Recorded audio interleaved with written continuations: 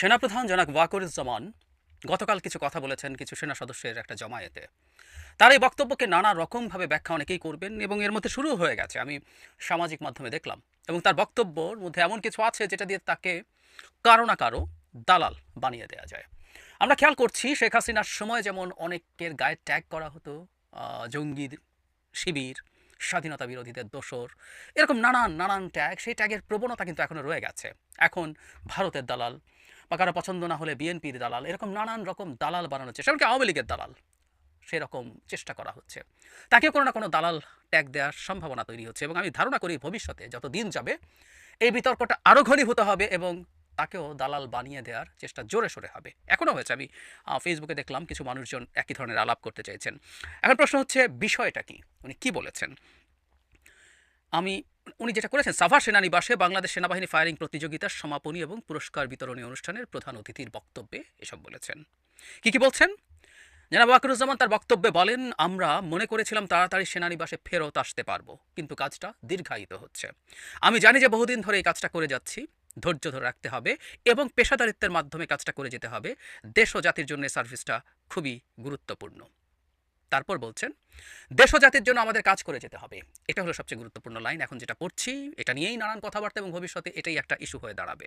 যতদিন না আমরা একটা নির্বাচিত সরকার না পেয়ে যাই, দেশ একটা শান্তি শৃঙ্খলার মধ্যে আসে, ততদিন পর্যন্ত এই কাজটা ধৈর্যের সঙ্গে করে যেতে হবে। এই বাক্যটা আমি আবার একটু পড়বো এবং সেটা আরেকটু অ্যানালাইজ করব। কোনো উচ্ছৃঙ্খল কাজ করা যাবে না, এদিকে আমাদের নজর রাখতে হবে। বল প্রয়োগ করা যাবে না। মাঝে মাঝে এই কাজগুলো করতে গিয়ে কিছু বল প্রয়োগ হয়ে যায়। বল প্রয়োগ করতে গেলে একেবারে প্রপোর্শনেট, মানে যতটুকু না করলেই নয় যেন হয়। যত কম বল প্রয়োগের মাধ্যমে কাজগুলো করা যায় ততই ভালো। ইনশাল্লাহ আমরা যদি সবাই একসাথে কাজ করি, আমরা দেশের শান্তি শৃঙ্খলা ফিরিয়ে আনতে পারবো, একটা সুন্দর দেশ পাবো ইনশাল্লাহ, যোগ করেন সেনাপ্রধান। আমি ওই বাক্যটায় আসছি, তার আগে খুবই গুরুত্বপূর্ণ একটা মেসেজ তিনি তার বাহিনীকে দিয়েছেন। যেহেতু তার বাহিনী এখন ম্যাজিস্ট্রেসি পাওয়ার নিয়ে মাঠে আছেন, তারা আইনশৃঙ্খলা রক্ষার কাজ করছেন, এমনকি একটা বিশেষ অপারেশন ডেভিল হান্ট তারা পরিচালনা করছেন। আমি ডেভিল হান্ট নিয়ে যখন কথা বলেছি তখন এই মানে আমার টেক ছিল যে এই ধরনের অভিযান খুব ঝুঁকিপূর্ণ। আমাদের অতীত অভিজ্ঞতা বলে যখনই আমরা এমন কিছু করেছি তখনই কোনো না কোনো অঘটন ঘটেছে, মানবাধিকার লঙ্ঘন ঘটেছে। আর বিশেষ করে সেনাবাহিনী যখন এই কাজগুলোতে যায়, যেটার জন্য তারা ট্রেইনড না, তারা কোনোভাবে আইনশৃঙ্খলা রক্ষার জন্য ট্রেন না, তারা একজন দেশের নাগরিককে, অপরাধীকে যদি পাকড়াও করে, ধরে ফেলে, তাকে কিভাবে ইন্টারোগেট করতে হবে সেই ব্যাপারেও যথেষ্ট ট্রেন না। সুতরাং তাদের দিক থেকে বল প্রয়োগের ক্ষেত্রে প্রপোর্শন মেনটেন না করার সম্ভাবনা অনেক বেশি। ঝুঁকি আছে। কাস্টাডিতে 17 জন মানুষ মারা গেছে। এর মধ্যে সেনাবাহিনীর কাস্টাডিতেও আছে, পুলিশের কাস্টাডিতেও আছে, কিন্তু মারা গেছেন। এবং 2 জন বিচার বহির্ভূত হত্যাকাণ্ডের শিকার হলেন কয়েকদিন আগে। সেই প্রেক্ষাপটে দাঁড়িয়ে তিনি বল প্রয়োগের ক্ষেত্রে সতর্কবার্তা দেয়া আমরা খুবই ওয়েলকাম করব। আমরা কোনোভাবেই চাই না আওয়ামী লীগের মতো অসভ্য বর্বর যেসব মানুষ আছে তাদেরও মানবাধিকার লঙ্ঘিত না হোক। কোনোভাবেই এটা চাই না যে তার মানবাধিকার লঙ্ঘিত হবে। তার মানবাধিকার প্রিজার্ভ করে আমরা বিচার করব। শেখ হাসিনাকে আমরা ঝেঁটিয়ে বিদায় করেছি, তার মধ্যে অনেকগুলো কারণের মধ্যে একটা হচ্ছে আমরা আমাদের দেশটা একটা উদার গণতান্ত্রিক দেশ হিসাবে গড়ে তুলতে চাই, যেখানে মানবাধিকার প্রিজার্ভড হবে, যেখানে মত প্রকাশের স্বাধীনতা প্রিজার্ভড হবে, নাগরিক অধিকার প্রিজার্ভড হবে। যাক, সেই বাক্যটায় আসি যেটা নিয়ে অনেকেই ডিবেট করছেন, কারণ এখন নির্বাচনের আলাপ করাটাও একটা কেমন যেন একটা ক্রিমিনাল অফেন্সের মতো হয়ে গেছে। জনাব ওয়াকারুজ্জামান বলছেন যতদিন না, মানে বলছেন দেশ ও জাতির জন্য আমাদের কাজ করে যেতে হবে। সেটা কতদিন? বলছেন যতদিন না আমরা একটা নির্বাচিত সরকার না পেয়ে যাই, দেশে একটা শান্তি শৃঙ্খলার মধ্যে আসে, ততদিন পর্যন্ত এই কাজটা ধৈর্যের সঙ্গে করে যেতে হবে এবং ডিসপ্রপোর্শনেট বল প্রয়োগ করা যাবে না। এটা একটা অন্য ডাইমেনশনও আছে, আমি সেই জায়গায় আসবো। তাহলে নির্বাচনের কথা তিনি আবার আনলেন, তারা ততদিন পর্যন্ত ধৈর্য ধরে কাজ করতে হবে যতদিন না একটা নির্বাচিত সরকার আসে এবং দেশটা শান্তি শৃঙ্খলার মধ্যে যায়। কারণ ওনার এই বাক্যের ইন্টারপ্রিটেশন এমন হতে পারে নির্বাচিত সরকার আসলেই দেশে প্রকৃত অর্থে শান্তি শৃঙ্খলা ফিরে আসবে, মনে হতে পারে। আমার মানে ইন্টারপ্রিটেশন করাই যায় এই বাক্যটা থেকে। এটাই আসলে অনেকের প্রবলেমের জায়গা। অনেকে মনে করছেন নির্বাচনে একটা নিকস পিছিয়ে দিতে হবে। আমরা একটু পেছনে যদি যাই, আমাদের সেনাপ্রধান প্রথম সম্ভবত নির্বাচনের ব্যাপারে একটা টাইম টেবিল, একটা আউটলাইন দিয়েছিলেন। আমাদের প্রধান উপদেষ্টা তখন দেশের বাইরে ছিলেন। তখন জনাব ওয়াকার রয়টার্সের সাথে একটা ইন্টারভিউতে তিনি 1.5 বছরের জন্য সরকারকে, 1.5 বছরের মধ্যে নির্বাচনের জন্য সরকারকে সাহায্য করছেন, এই ধরনের একটা মন্তব্য করেছিলেন। প্রচুর কথাবার্তা হয়েছে, কিন্তু আমরা দেখছি এখন ব্যাপারটা আসলে মোটামুটি সেদিকেই যাচ্ছে। নট অনলি দ্যাট, তিনি বাংলাদেশের রাজনীতির মাঠে নেগেটিভ কোনো কিছু, মানে কারসাজি করা, এই সরকার বা অন্য কোনো সরকার আনা, এসব নানান কারসাজির বিরুদ্ধে দাঁড়িয়েছেন। বেগম খালেদা জিয়া যখন ব্রিটেনে গেলেন, তার আগে তিনি তার সাথে পার্সোনালি গিয়ে দেখা করে এসেছেন। এটাকেও আমি মনে করি একটা এন্ডোর্সমেন্ট যে সামনে গণতান্ত্রিক প্রসেস আসবে এবং সেখানে বিএনপি একটা গুরুত্বপূর্ণ এই মাঠের খেলোয়াড় হিসেবে থেকে যাবে, এগুলো উনি করেছেন। তার এই বক্তব্য আরও এর বাইরেও তিনি নির্বাচনের সময়সীমা নিয়ে কথা বলেছেন, নির্বাচন নিয়ে কথা বলেছেন, নির্বাচিত সরকার নিয়ে কথা বলেছেন। সুতরাং তার অবস্থানটা আমরা আসলে বুঝতে পারছি, তিনি বাংলাদেশে একটা নির্বাচিত সরকার এবং সেটা তার যে একটা টাইম ফ্রেম আছে তিনি সেরকম একটা টাইম ফ্রেমের মধ্যেই চান। এখন এই আলাপটা আছে, এই আলাপটা আমি নিজেও করেছি যে একজন সেনাপ্রধান বাংলাদেশের প্রেক্ষাপটে তিনি তো আসলে সরকারের অধীনে কাজ করেন, তিনি সরকারকে সাহায্য করছেন, এই আলাপটা তো হতে পারতো না। কিন্তু আসলে এটা একটা এক্সট্রা অর্ডিনারি সিচুয়েশন যেখানে আসলে আমাদের সেনাবাহিনী একটা ডিফারেন্ট ভূমিকা নিয়ে আছে, ডিফারেন্ট সক্ষমতা নিয়ে আছে। ফলে এখন উনি যখন নির্বাচনের কথা বলছেন এরকম সময়ের মধ্যে তাকে বিএনপি দালাল বানিয়ে দেওয়া হতে পারে, কারণ বিএনপি নির্বাচন চাইছে। নট অনলি দ্যাট, ভারতও ইদানিং দেখছি বাংলাদেশের নির্বাচনটা হওয়ার ব্যাপারে তাদের কথা বলছে এবং নির্বাচিত সরকারের সাথেই তাদের সম্পর্ক ভালো হবে এমন আলাপ করছে। ভারতের সেনাপ্রধান এটা করেছিলেন, ভারতের থিঙ্ক ট্যাঙ্কের লোকজন বিভিন্ন টকশোতে এই কথা বলছেন। ফলে নির্বাচন ঠিকঠাক সময়ে বেশি দেরি না হয়ে যাক, এটা কাউকে ভারতের দালালও বানিয়ে দিতে পারে। ফলে জনাব ওয়াকারের গায়ে বিএনপির দালাল, ভারতের দালাল, যে কোনো ট্যাগ বা উভয়টি, এমনকি আওয়ামী লীগের দালালও আসতে পারে, কারণ আওয়ামী লীগের দিক থেকেও একটা নির্বাচিত সরকারের কথা, নির্বাচনের কথা বলা হয়েছে। জনাব আরাফাতকে আমরা দেখেছি কিছুদিন আগেই এই ধরনের একটা স্টেটাস তিনি দিয়েছিলেন।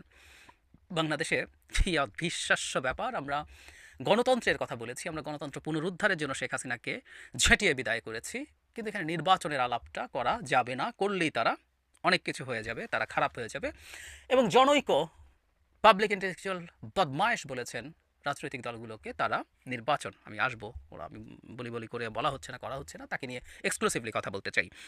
যাই হোক, তিনি নির্বাচন চেয়ে সব দল লুটপাট করতে যেতে চায় বলে তাদেরকে বদমাশও বলেছেন, একদম এই শব্দটাই ব্যবহার করেছেন। সুতরাং আমাদের এই চর্চা আছে, কিন্তু না, সেখানে এখন যেন ওয়াকারুজ্জামান সেই পথে হাঁটছেন না, এবং এজন্যই বোধ করি তাকে বিভিন্ন জায়গা থেকে টার্গেট করা হয়েছিল সেই 5 আগস্টের পর থেকে। দুজন ব্যক্তিকে সরার জন্য কয়েকজন, জনাব আসিফ নজরুল আছেন, প্রেসিডেন্ট আছেন, এবং জনাব ওয়াকারুজ্জামানকে তার পজিশন থেকে, তার পদ থেকে সরানোর জন্য সিস্টেম্যাটিক চেষ্টা, সিস্টেম্যাটিক চাপ দেওয়া হয়েছিল। বুঝতে পারি কারণগুলো কি, কারণ আসলে উনি কারো পরিকল্পনার পথে বাধা, যারা বিপ্লবী সরকার তৈরি করার নামে বা অন্য কোনোভাবে রাষ্ট্রের ক্ষমতা দখল করতে চান, সেখানে বাদ সাধছেন।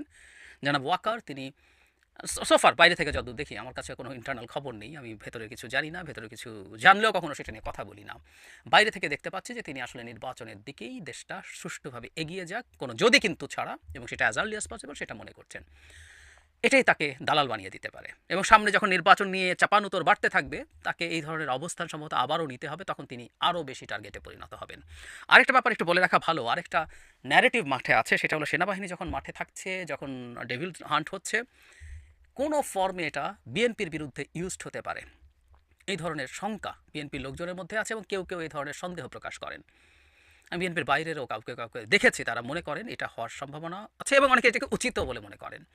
সুতরাং এরকম একটা ঝুঁকির মুখে থেকে তিনি যখন বল প্রয়োগ নিয়ে এই সতর্কবার্তা দিলেন, সেটা যাতে ডিসপ্রপোর্শনেট না হয়, ধৈর্য ধারণ করে সবাই, সেইখান থেকে আমরা মনে করব এটাও নিয়েও যদি কারো কোনো পরিকল্পনা থেকে থাকে যে সেনাবাহিনীকে বিএনপির বিরুদ্ধে লেলিয়ে দিয়ে তাদের ভীষণ ক্ষয়ক্ষতি করে নির্বাচনকে তাদের দিকে কোনো না কোনোভাবে আনার চেষ্টা যদি করা যায়, সেই চেষ্টাতেও তিনি জল ঢেলে দিয়েছেন বলে মনে করি আমরা এই সব কথা বলে। এবং ইনি যতদিন দায়িত্বে আছেন, আমাদের এটা বিশ্বাস করার যথেষ্টের বেশি কারণ আছে যে তিনি বাংলাদেশে এই ধরনের ঘটনা ঘটতে দিচ্ছেন না। সুতরাং যিনি এখন সঠিক পথে আছেন, সেটা কারো না কারো ভেস্টেড ইন্টারেস্টের বিরুদ্ধে যায়। যখন ভেস্টেড ইন্টারেস্টের বিরুদ্ধে যায়, তখন কাউকে ট্যাগ করা, কাউকে গালি দেওয়া, বিশেষ করে ভারতের সাথে ট্যাগ করানো তো এখন একটা রীতিমতো ঝুঁকির ব্যাপার, এবং এটা তো সত্য। ভারতও দ্রুত নির্বাচনের কথা বলছে, নির্বাচনী সরকারের সাথে, নির্বাচিত সরকারের সাথে তাদের সম্পর্ক বেটার হবে বলছে। সুতরাং ডক্টর জনাব ওয়াকারও বলছেন তাহলে ভারতের সাথে ট্যাগ করে দিতে পারলে ঝুঁকিপূর্ণ, এবং এটার মাধ্যমে তার মুখ বন্ধ করে দেওয়ার চেষ্টা হতে পারে, তার পদক্ষেপ নেওয়া বন্ধ করে দেওয়ার চেষ্টা হতে পারে। কিন্তু আমি মনে করি জাতির কল্যাণের জন্য, রাষ্ট্রের কল্যাণের জন্য যে জিনিসটা করা দরকার, সেটা ভারত বলেছে না কে বলেছে সেটা আসলে আমাদের দেখার বিষয় না। কেউ বলতে পারেন ভারত যেটা চায় তার উল্টোটা করা উচিত, সো ভারত যত আর্লি নির্বাচন চায় আমরা এটা তত পেছাবো, 5 বছর 10 বছর থাকবো। দ্যাটস স্টুপিডিটি, এটা কোনো লজিক না। আমরা আমাদের দেশের গণতান্ত্রিক ট্রান্সফরমেশন চাই, সেটা নির্বাচন ছাড়া কখনোই সম্ভব না। সেই নির্বাচনে সব দল আসুক, জিতুক হারুক, আবার নির্বাচন হবে, পরে আবার শোরগোল হবে, কোনো ব্যর্থতা থাকলে সেটা পরে ঠিক করা যাবে, সেটা করেই ডেমোক্রেটিক প্রসেসটা এগিয়ে যায়। আমরা খুব বেশি দেরি করা আমাদের জন্য ঝুঁকিপূর্ণ হয়ে উঠছে, কারণ সরকার ঠিকঠাক মতো দেশ চালাতে পারছে না। যতই সব কিছু ভঙ্গুর হয়ে উঠবে, অলরেডি আইনশৃঙ্খলা রক্ষার অবস্থা ভঙ্গুর দেখছি আমরা, অর্থনীতিতেও ভঙ্গুরতা দেখব খুব অল্প সময়ের মধ্যে। বিশেষ করে আমাদের যখন গ্রীষ্মকাল আসবে, বিদ্যুতের চাহিদা বাড়তে থাকবে, অর্থনীতির উপরে খুব বড় চাপ পড়বে। আরও অনেকগুলো ইন্ডিকেটরস আছে, কথা বলবো। তো ওটাও যখন ভঙ্গুর অবস্থায় চলে যাবে, সেটা আমাদের জন্য বড় বিপদ তৈরি করতে পারে। সেই বিপদটা হোক আবার কারো কারো চাওয়া আছে, কারণ ঘর পুড়লে অনেকে আলু পোড়া খাওয়া হয়, কিন্তু আমরা আলু পোড়া খেতে চাই না বা আমাদের ঘর পুড়ুক চাই না। আমরা একটা গণতান্ত্রিক ব্যবস্থার মধ্যে ঢুকতে চাই এবং আমি আশা করি, আমি বিশ্বাস করি আমাদের সেনাপ্রধান সেই জায়গায় থাকবেন। এই সরকার যখন গঠিত হয় তখনও অনেকের অনেক পরিকল্পনা ছিল, সেই পরিকল্পনা ভেস্তে যারা দিয়েছেন কয়েকজন মানুষ, তাদের মধ্যে তিনি একজন। এবং সেই কয়েকজন মানুষই আসলে সেই মানুষগুলো যারা এই বিপ্লবী সরকারের নামে রাষ্ট্র ক্ষমতা দখল করতে চেয়েছিল, তাদের বাড়া ভাতে ছাই হয়েছে, তাদের টার্গেটে পরিণত হয়েছেন সেই কয়েকজন মানুষই। আমি বিশ্বাস করি, আশা করি আমাদের সেনাপ্রধান তার সঠিক পথেই আছেন এবং জনগণের অন্তত প্রধান অংশ তাকে সমর্থন করবেন, যতই প্রোপাগান্ডা চলুক না কেন। ট্যাগ হবে, গালি হবে, কিন্তু তিনি তার জায়গায় স্থির থাকবেন, এই বিশ্বাস আমরা রাখতেই পারি।